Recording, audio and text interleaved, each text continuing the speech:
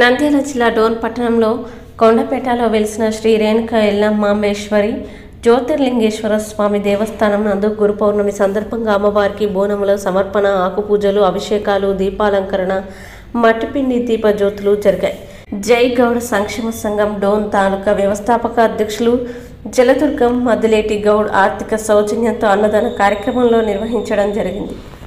స్వామివారికి అమ్మవారికి Dhone municipal vice chairman పట్టు వస్త్రాలని సమర్పించారు. అదేవిధంగా దేవాలయ నిర్మాణం కొరకు 50,000 రూపాయల నగదును అందించడం జరిగింది. రాజా టాకీస్ మల్లికార్జున గౌడ్, మహేష్ గౌడ్, శేషన్న గౌడ్ అమ్మవారి గోపుర నిర్మాణం కొరకు 50,000 రూపాయలు నగదు రూపంగా ఇచ్చారు. ఆలయ ప్రధాన సేవకుడు ఏఈ నాగరాజు గౌడ్ మాట్లాడుతూ జిల్లా నలుమూలల నుండి వేలాది మంది భక్తులు హాజరై అమ్మవారి స్వామివారి సేవా కార్యక్రమంలో పాల్గొన్నారు.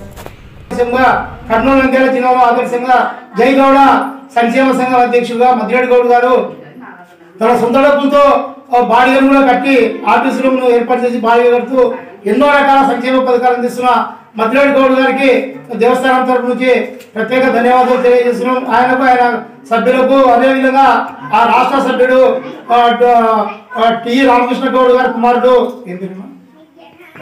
రాఘవేంద్ర గౌడ్ గారు కూడా ఈ సంక్షేమ పథకాలు ఆయన కూడా సహకారం చేస్తూ ఈరోజు పట్టు వస్త్రాలను శ్రీ కేశన్న గౌడ్ దంపతులు అమ్మవారికి స్వామివారికి పట్టు వస్త్రాలను కూడా అందిస్తూ 50,000 రూపాయలు గోపుర నిర్మాణం కూడా అందించినందుకు ఆయనకు ప్రత్యేక ధన్యవాదాలు తెలియజేస్తున్నాం.